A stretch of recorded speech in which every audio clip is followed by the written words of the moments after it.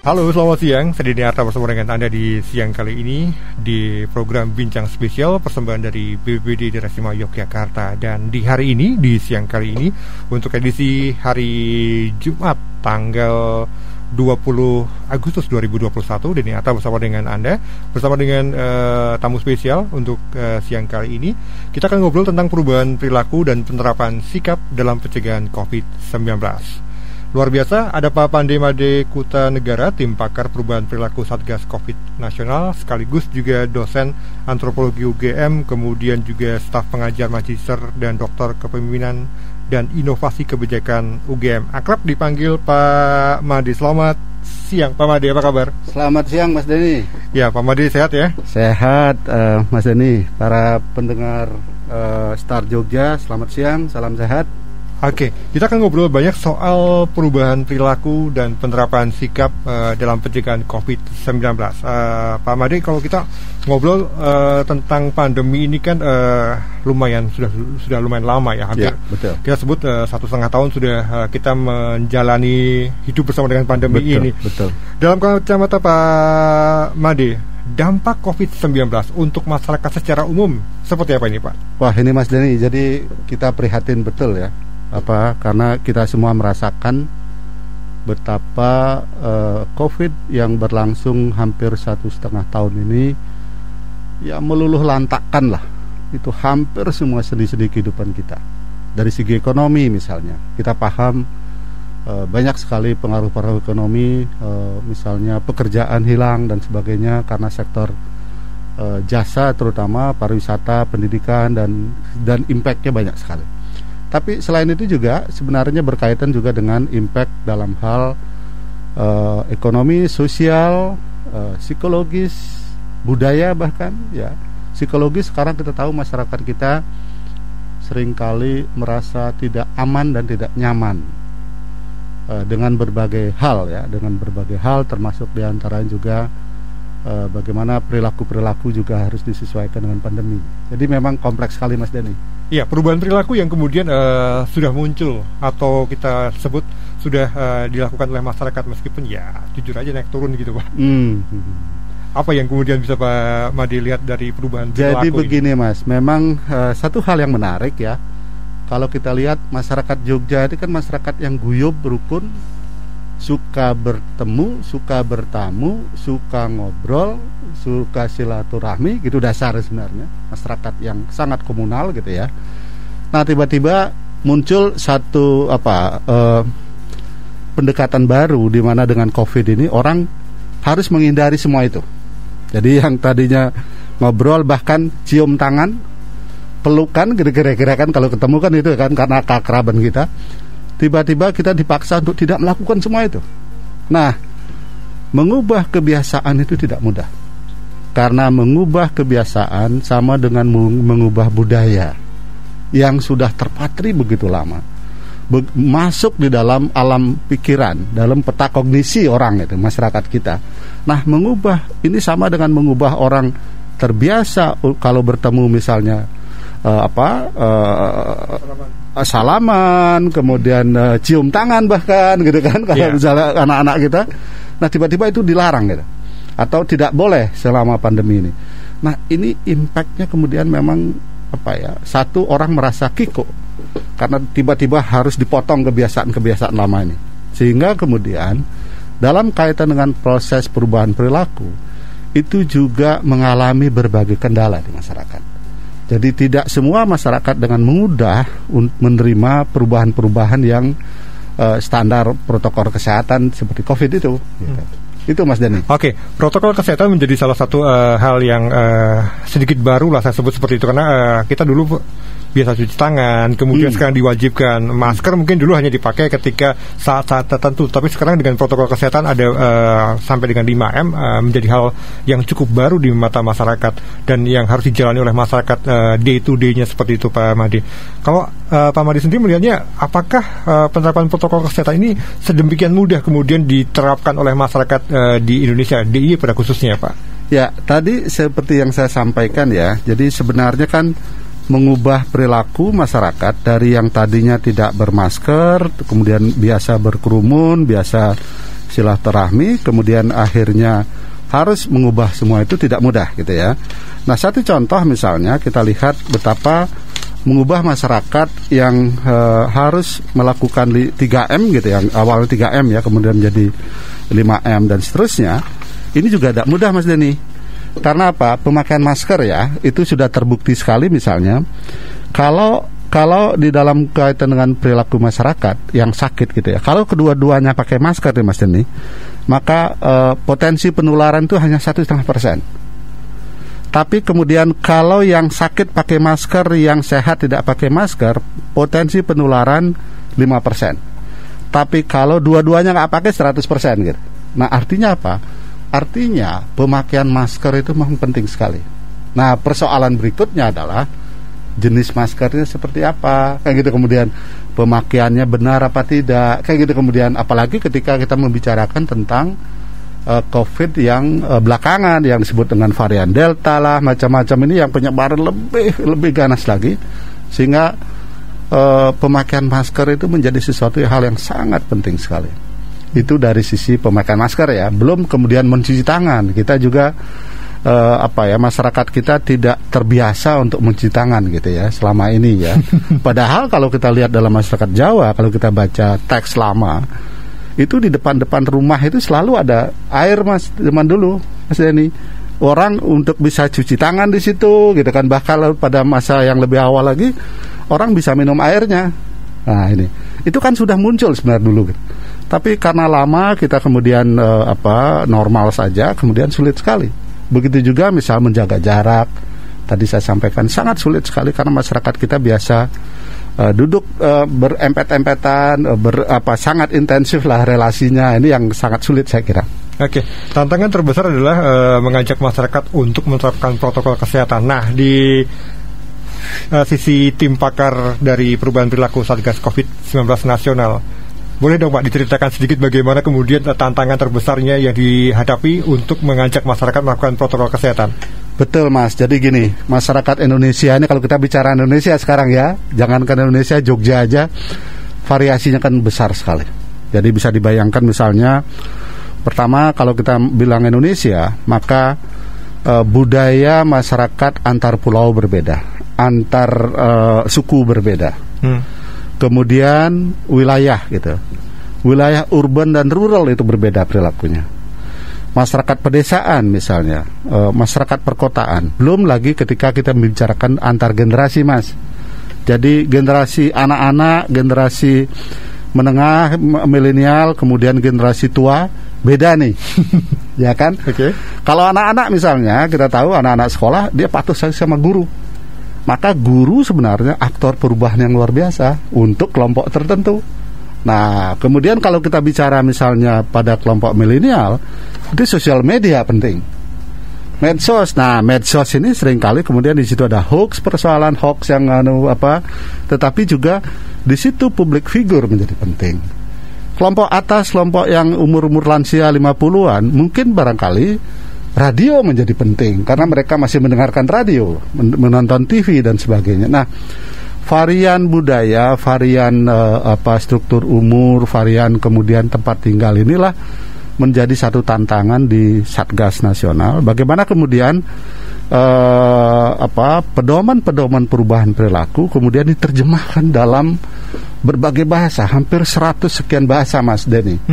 Jadi diterjemahkan dalam bahasa lokal. Harapannya adalah agar masyarakat lokal itu paham dengan tepat apa yang dimaksudkan. Karena kalau kita bilang prokes, protokol kesehatan, belum tentu orang paham.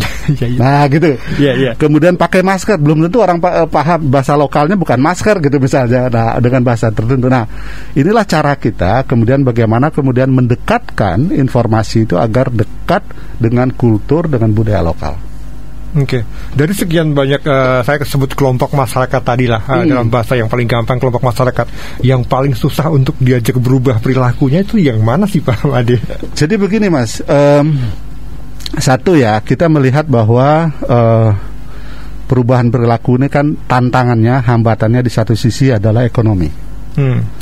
Jadi kalau kita lihat umpamanya begini, bagaimana tuntutan antara tuntutan bekerja, tuntutan makan, dengan tuntutan kesehatan, kadang-kadang dalam kelompok tertentu orang tidak peduli dengan kesehatan. Yang penting saya bisa bekerja, bisa makan, bisa menghidupi keluarga saya. Nah, ini menjadi tantangan yang berat sekali. Yang kedua juga adalah ada kelompok-kelompok masyarakat yang memang cenderung tidak paham dengan virus ini, dengan pandemi ini. Yang ketiga, ada kelompok-kelompok masyarakat yang dia sangat percaya pada figur tertentu. Nah, ketika figur tertentu ini dia memiliki pandangan yang berbeda, maka pengikutnya kemudian ikut pada pandangan yang menganggap bahwa misalnya tidak ada virus itu, atau kemudian dan sebagainya, pengabaiannya. Nah, disitulah kemudian kelihatan sekali betapa antar kelompok ini memang beda-beda, Mas. Ada yang karena persoalan perut, ada yang persoalan ideologis gitu, kita anggap memang keyakinan, ada yang kemudian pada persoalan kadang-kadang mereka justru bukan orang yang tidak berpendidikan. Orang berpendidikan pun punya mazhab sendiri, punya perspektif sendiri gitu kan. Ada yang mengatakan tidak perlu ditakuti, itu hanya seperti flu biasa, hanya virus dan sebagainya. Ada yang mengatakan kita harus hati-hati karena pada kelompok tertentu ini bahaya sekali, misalnya kayak gitu. Jadi varian-variannya memang besar sekali. Bagaimana dengan anak-anak muda, Pak? Mereka cukup mudah untuk diajak berubah perilakunya, ataukah kemudian malah menjadi kelompok yang sedikit susah? Ya itulah, Mas. Jadi anak-anak muda ini memang mereka kan menyerap informasi begitu banyak dari mana-mana ya. Menyerap informasi dari banyak di mana-mana, itu satu.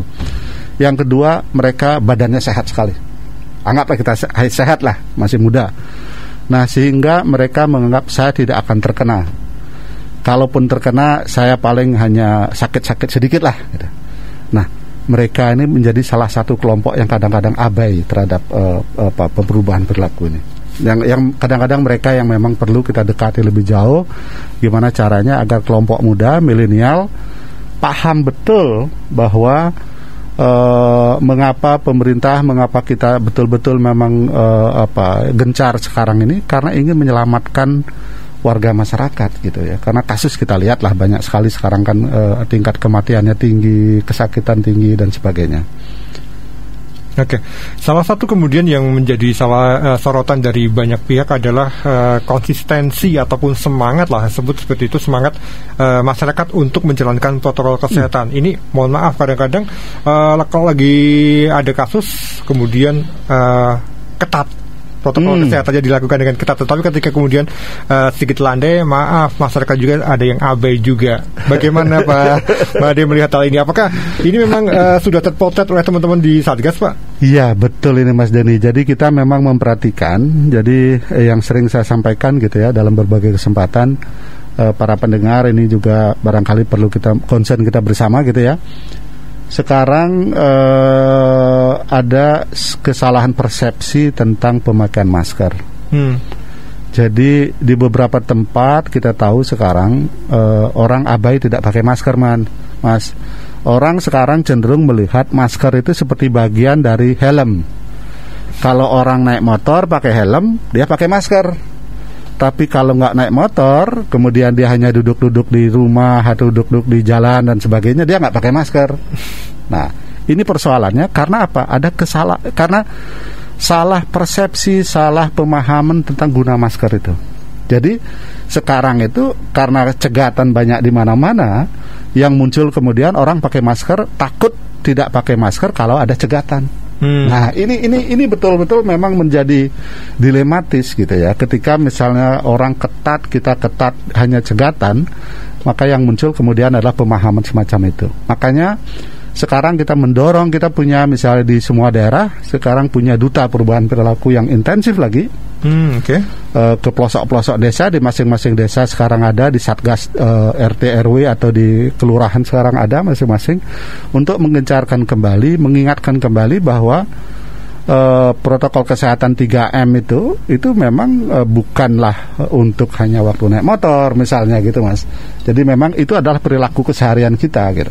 Oke, menjadi menarik ketika perubahan perilaku itu kan pasti ada indikator keberhasilannya, Pak Made.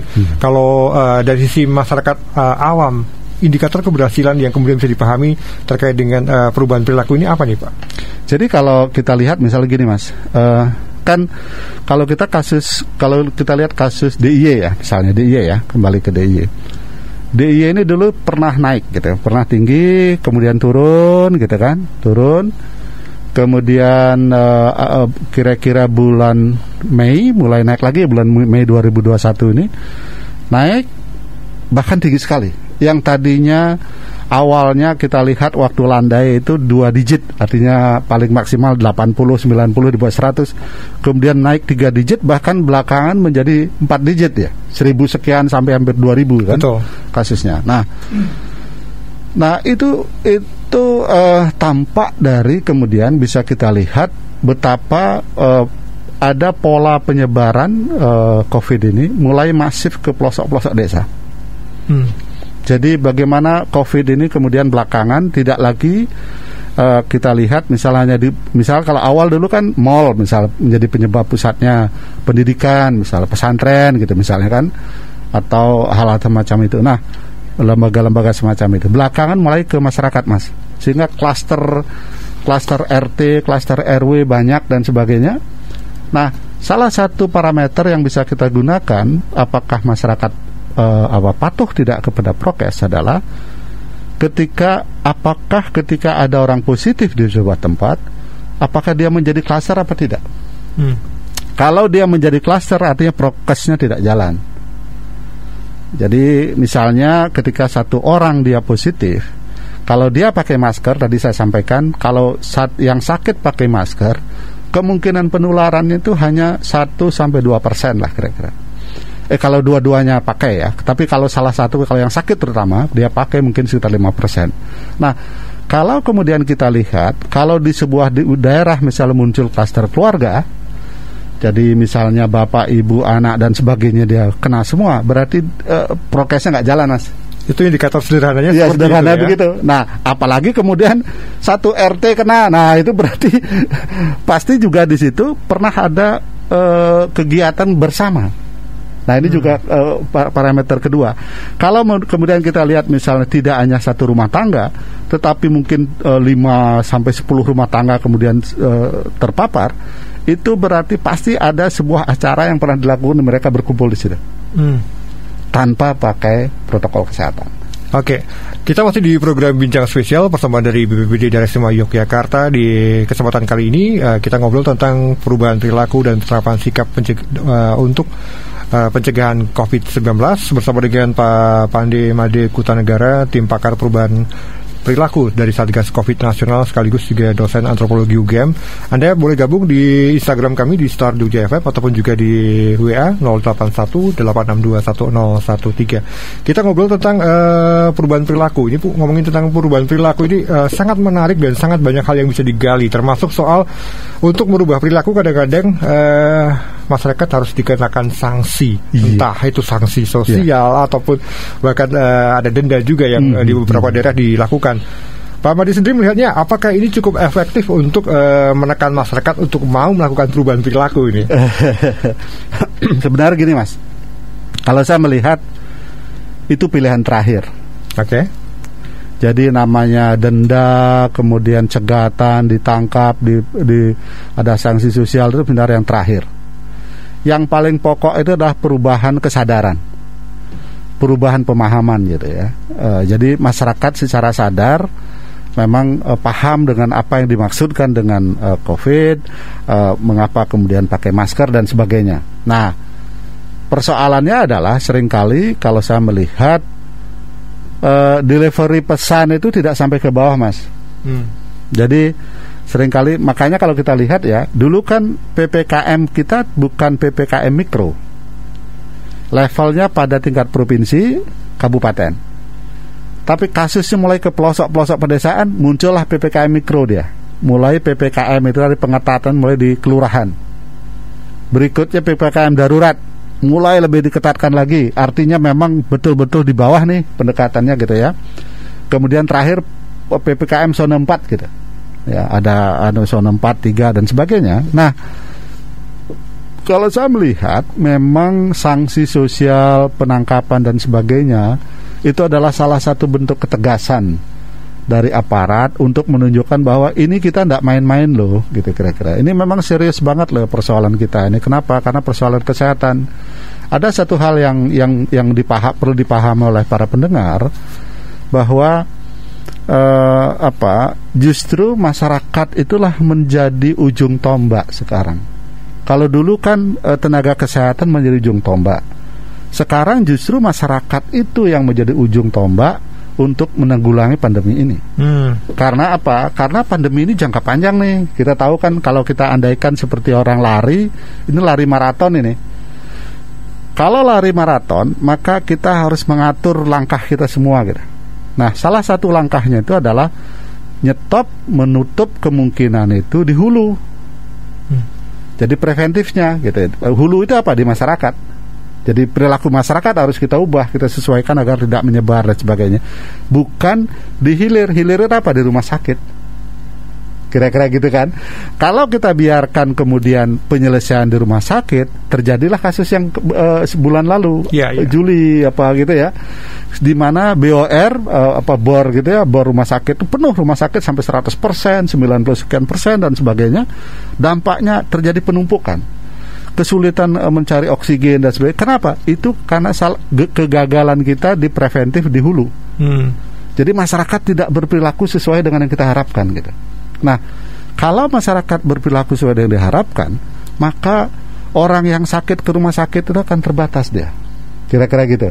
Nah, sehingga itu yang saya bilang tadi, ujung tombaknya justru masyarakat. Jadi masyarakat itu penting banget sekarang ini gitu ya. Sedangkan rumah sakit, kawan-kawan medis, kita tahu Mas Denny, kalau saya lihat kawan-kawan medis ini, aduh, saya betul-betul prihatin dan saya salut betul dengan mereka. Bagaimana perjuangan mereka. Bayangkan pakai baju asmat 8 jam, panasnya luar biasa. Belum lagi mereka lelah dan sebagainya, tidak makan, tidak minum, tidak apa dan sebagainya. Nah, itu apa? Jadi memang mari kita bersama-sama menanggulangi kita lari maraton ini. Jadi tidak bisa kita serahkan hanya dengan tenaga kesehatan. Sebagus apapun ya, kalau kita lihat Jogja Mas ini ya, terus terang aja, ini kan saya kemarin menyampaikan bahwa Jogja tidak baik-baik saja gitu. Mengapa? Karena Jogja ini kalau kita lihat wilayahnya sempit, hanya 5 kabupaten kota, 1/7 dari Jawa Tengah. Kemudian yang kedua, jumlah penduduknya kira-kira 1/10 Jawa Tengah.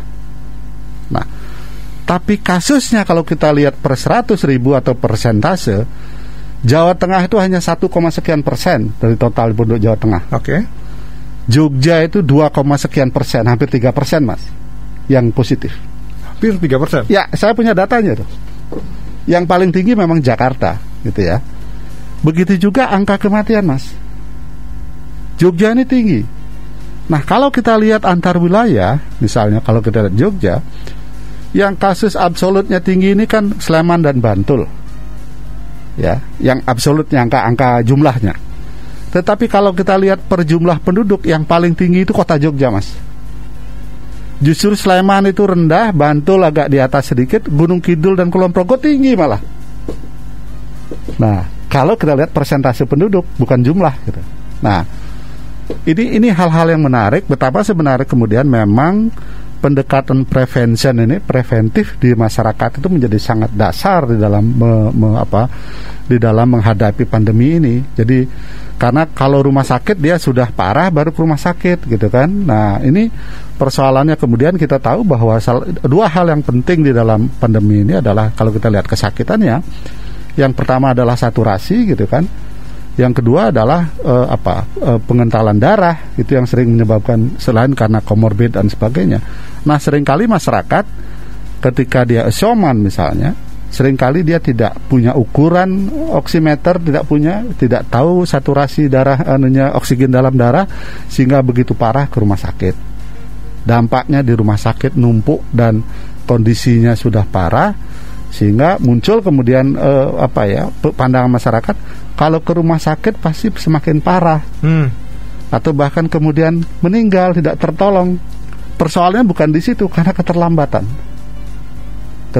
ke rumah sakit. Makanya saya kira memang mari para pendengar Star, Jogja, mari kita mengedukasi diri kita, keluarga kita, dan lingkungan kita betapa sebenarnya memang untuk menghadapi pandemi ini poin utama, kunci utama itu ada dalam perilaku kita. Pak Made, kita ke interaksi dari audien kita dulu ya, terkait dengan tema kita di siang kali ini. Untuk Anda yang sudah bergabung di Instagram, terima kasih. Kalau pakai masker sudah lumayan tertib. Sudah lumayan loh Pak ya, belum semuanya tertib itu. Tetapi mengurangi mobilitas masih belum juga. Keinginan masyarakat karena jenuh di rumah, kemudian pengen jalan-jalan, ini menjadi salah satu tantangan juga. Apa kemudian saran Pak Made untuk soal ini Pak? Ya, jadi memang begini Mas Denny, dari 3M itu ya, betul bahwa memang masker relatif mereka sudah warga masyarakat kita relatif sudah mulai paham gitu ya, meskipun kadang-kadang masih juga tidak memakai masker gitu ya. Yang sulit itu memang adalah mengubah perilaku untuk pergi gitu ya.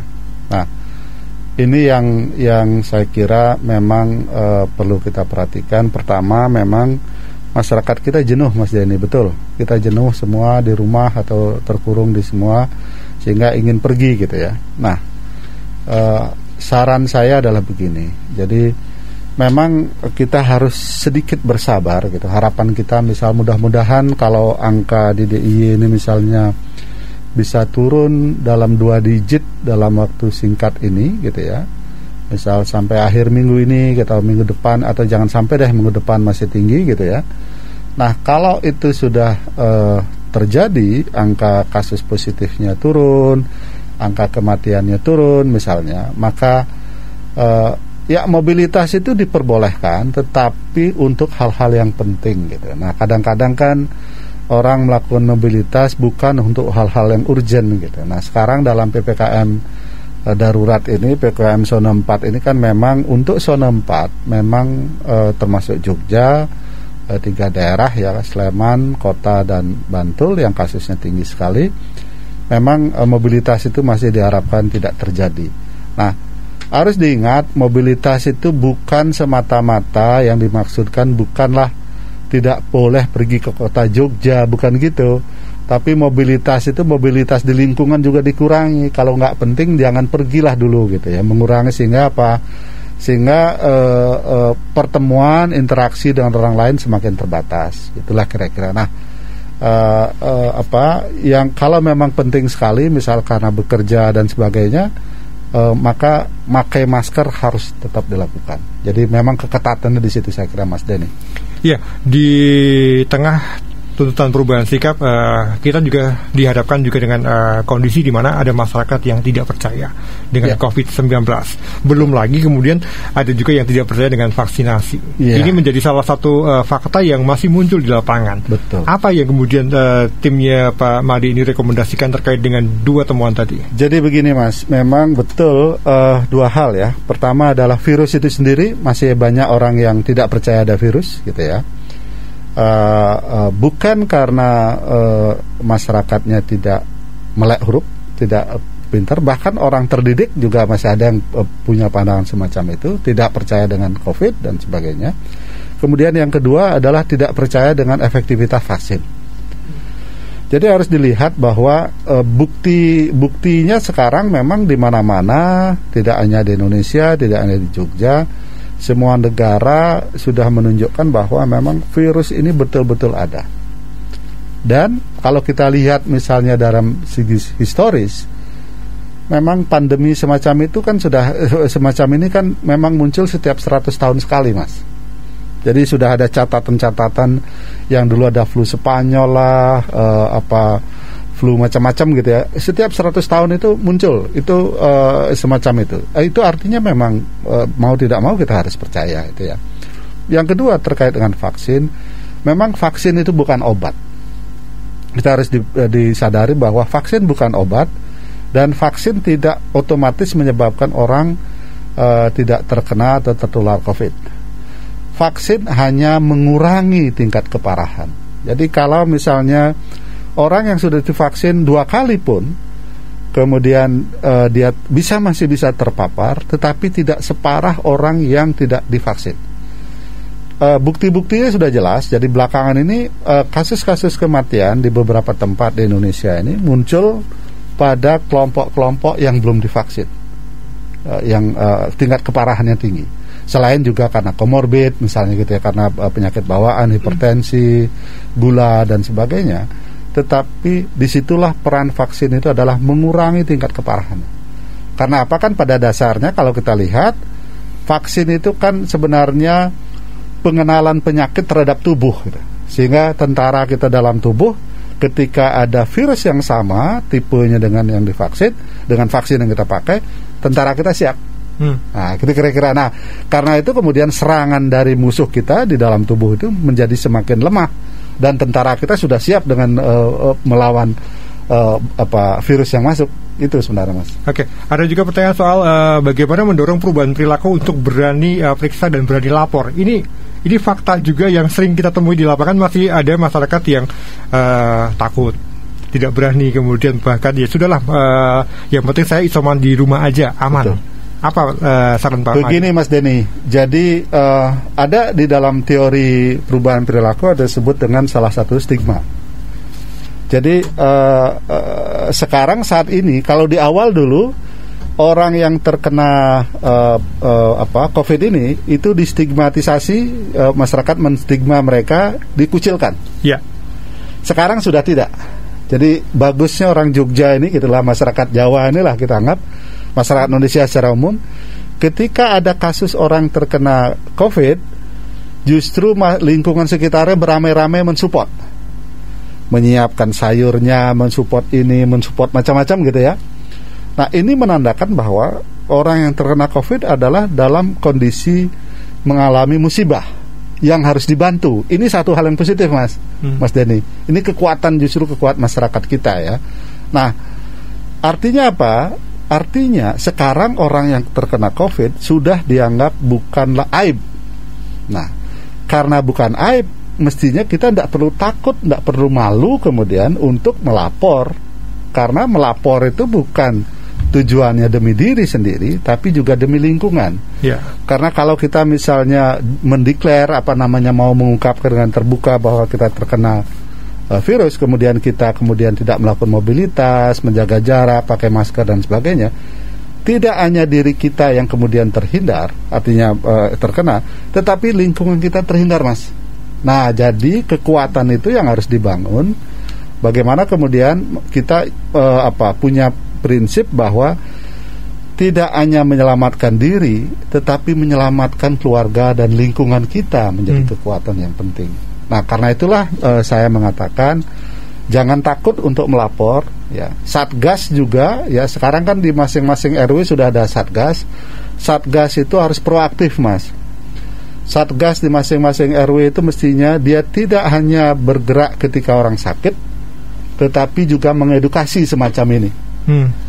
Mengajak warga sekitarnya untuk prokes gitu, memakai masker, kemudian misalnya bisa diumumkan lewat masjid, misalnya ayo sedulur sedoyo gitu misalnya kan, keluarga mari kita taat peraturan, taat prokes dan sebagainya gitu kan. Nah, sehingga apa? Bersama-sama gerakan ini menjadi gerakan bersama yang tadi Mas Denny sampaikan. Ini tidak bisa selesai hanya dengan pihak-pihak tertentu yang bergerak. Kita harus secara komprehensif, semua pihak harus bekerja sama untuk menyelesaikan persoalan ini. Termasuk menjaga semangat dan menjaga kebersamaan tadi menjadi salah satu kunci utama juga, Pak. Karena jangan sampai ketika kasusnya sudah mulai turun, masyarakat abai lagi, lengah lagi. Kemudian ketika ada kasus lumayan tinggi, taat lagi. Betul, Mas. Ini menjaga masyarakat, semangat masyarakat, menjaga rutinitas. Ini menjadi salah satu yang harus kita gaungkan bersama. Apa yang kemudian masyarakat harus lakukan terkait dengan ini, Pak, supaya semangatnya terjaga, karena pandemi ini sekali lagi belum tahu kapan akan berakhir. Betul. Dan kita harus sama-sama melakukan kerja bareng ini. Betul, Mas. Jadi gini, Mas, masyarakat kita kan masyarakat paternalistik, Mas. Artinya apa? Sangat penting sekali contoh dari pemimpin. Nah, bagaimana pimpinan di semua level, di semua jenis kepemimpinan itu memegang kunci, Mas. Jadi tidak hanya Pak Gubernur, Pak Sultan ya, Pak Bupati, Bu Bupati misal, bukan, tetapi di semua kelompok masyarakat di bawah ini harus memberi contoh. Harus punya semangat kita. Semangat bahwa ini persoalan kita bersama, gitu kan. Harus kita hadapi bersama dengan cara apa? Dengan cara justru yang pemimpin-pemimpin, entah pemimpin formal, informal, tokoh agama penting sekali Mas. Tokoh agama ini luar biasa pentingnya pada saat ini. Harus mengedukasi masyarakat. Ayo semangat kita harus kita lawan ini. Jangan kita justru menyerah gitu kan. Nah, dan juga saya kira itu tadi memberi contoh tentang bagaimana prokes itu, memakai masker, jaga jarak. Misalnya kalau ada kegiatan tertentu, justru pimpinan yang menegur anak followernya, gitu kira-kira kan, pengikutnya, jangan berkerumun, harus dipisahkan. Nah, karena kalau sesama follower, sesama di bawah, itu biasanya ewuh pekewuh, sungkan untuk menegur. Tapi kalau pimpinan yang menegur, bawahnya dengan nah, pimpinan itu kan ada di semua kelompok Mas. Ada misalnya pimpinan tadi yang Mas Denny sampaikan, pimpinan touring aja ada pimpinannya di situ kan. Orang naik motor bersama, naik sepeda bersama, kan pasti ada komandannya kira-kira. Nah, komandan ini harus sadar, harus mengedukasi kelompoknya lah, anggotanya, sehingga kemudian gerakan ini menjadi gerakan bersama. Memang ini gerakan masif bersama, tidak bisa diserahkan dengan dokter, tenaga kesehatan, tidak bisa diserahkan dengan teman-teman kita di TNI, Polri, tidak bisa dengan pemerintah, karena mereka itu tidak setiap saat ada di lingkungan kita. Justru kita lah harus bergerak bersama. Masyarakat harus bangkit bersama. Oke. COVID nyata ada di sekitar kita. Di level yang paling kecil kita sudah menemukan kasus-kasusnya. Artinya di sisi keluarga, kemudian level masyarakat di RT atau RW pun harus bergerak bersama. Apa kemudian yang orang tua harus lakukan, Pak? Ini kadang-kadang maaf, orang tua tidak memberikan contoh yang baik bagi anak-anaknya. Ini itu apa yang kemudian Pak Madi bisa sampaikan? Itu yang saya sampaikan tadi. Kita tahu udah banyak kasus kemudian kasus yang muncul di kalangan keluarga. Tadi disampaikan paling gampang kalau misalnya yang kena satu artinya prokesnya bagus, tetapi kalau kemudian kenanya banyak artinya prokesnya nggak bagus. Nah, memberikan contoh dari sisi yang paling bawah, di sisi level keluarga, Pak. Jadi kalau saya melihat begini Mas, di situ saya melihat peran perempuan penting sekali. Oke. Jadi bukan kepala keluarga, bapak-bapak itu yang justru menjadi tokoh aktor gerakan ini. Justru ibu-ibu Mas. Jadi ibu-ibu ini kan biasanya, mohon maaf, ibu-ibu itu paling ketat. Ibu-ibu itu rasa sayangnya dan rasa kerasnya itu lebih besar dibandingkan laki-laki. Jadi kalau ibu dengan sayang kepada anak itu, dia ngeplak anak biasa gitu. Bapak karena sayangnya dibiarin gitu. Nah, justru saya melihat bahwa perempuan itu penting sekali. Ibu rumah tangga penting sekali. Gerakan ini ya, kalau pada level bawah ya Mas. Yang kedua, kelompok PKK penting sekali. Jadi kelompok PKK Dasawisma itu justru harus kita gerakkan bersama. Yang ketiga, Karang Taruna Mas. Ya, selain tadi yang ada tokoh agama dan sebagainya, tapi pada grassroots, pada bawah, yaitu tiga kelompok tadi itu, ibu-ibu, PKK, Karang Taruna itu pegang peranan penting banget untuk menghadapi ini semua. Oke. Perubahan perilaku juga harus diikuti dengan perubahan budaya dari kita semuanya, agar kemudian tidak sekedar menjadi slogan ayo terapkan 3M sampai 5M, tetapi kemudian budaya kita tetap sama aja. Betul. Menutup obrolan kita di kesempatan siang kali ini, Pak Made, apa yang ingin Pak Made sampaikan terkait dengan perubahan perilaku yang harus segera diambil di momentum seperti saat ini, ketika ini angka masih lumayan tinggi, tetapi kemudian tidak berarti kemudian ketika angkanya rendah kemudian kita juga tidak melakukan perubahan. Apa yang kemudian Pak Made ingin tekankan menjadi penutup dan gongnya obrolan kita di siang kali? Betul Mas, jadi gini Mas Denny, jadi ini sudah memang fakta ya, COVID ini fakta, dan kita harus betul-betul memang menghadapinya dengan serius. Kalau tidak, ini akan jangka panjang dan justru ini akan merugikan banyak pihak. Ekonomi kita nggak jalan, aktivitas normal kita semakin jauh. Bayangkan beberapa negara di tempat lain sudah tanpa masker, mereka sudah bekerja normal, sudah hidupnya normal. Nah, kalau kita tidak segera bersama bergandengan tangan menghadapi ini, maka kita akan semakin lama ini menyelesaikan persoalan ini, dan akan semakin sulit ekonomi kita, semakin sulit kegiatan-kegiatan kita. Apalagi di Jogja misalnya, kita tergantung dengan pendidikan, kita tergantung pariwisata.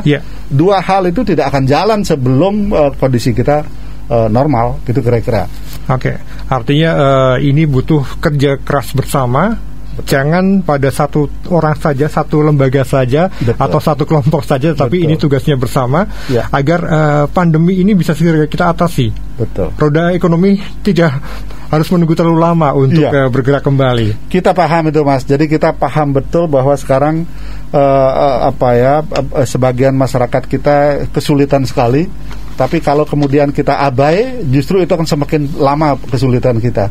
Tapi kalau kita mau ketat bersama, menjaga ini semua, artinya bergerak bersama, mengubah perilaku dan sebagainya, harapan kita dalam waktu jangka pendek ini pandemi ini selesai, dan kita kemudian hidup new normal kembali. Meskipun mungkin nanti tetap pakai masker dan sebagainya, tapi kegiatan ekonomi, kegiatan macam-macam sudah normal, mahasiswa sudah banyak ke Jogja, pariwisata udah bergerak, kan itu harapan kita kan, Mas. Oke, tetap terapkan protokol kesehatan. Kalau Anda belum divaksin, jangan lupa untuk mencari akses vaksin secepatnya, karena ini akan mendukung salah satu perang terhadap COVID-19 di wilayah kita. Pak Ahmadi, terima kasih sudah bergabung di kesempatan siang kali ini. Terima kasih Mas Denny, terima kasih para pendengar Star Jogja, salam sehat. Selalu jaga kondisi dan jaga lingkungan dan keluarga kita. Terima kasih. Ya, demikian pendengar dan juga Anda yang menyaksikan kami di YouTube BPBD Daerah Istimewa Yogyakarta. Kita barusan ngobrol bersama dengan narasumber istimewa kita di siang kali ini. Kita ngobrol tentang perubahan perilaku dan penerapan sikap dalam pencegahan COVID-19. Program ini dipersembahkan oleh BPBD Daerah Istimewa Yogyakarta untuk Anda, masyarakat Jogja yang makin istimewa. Denny Arta bersama dengan tim produksi yang bertugas, saya undur, selamat siang dan sampai jumpa.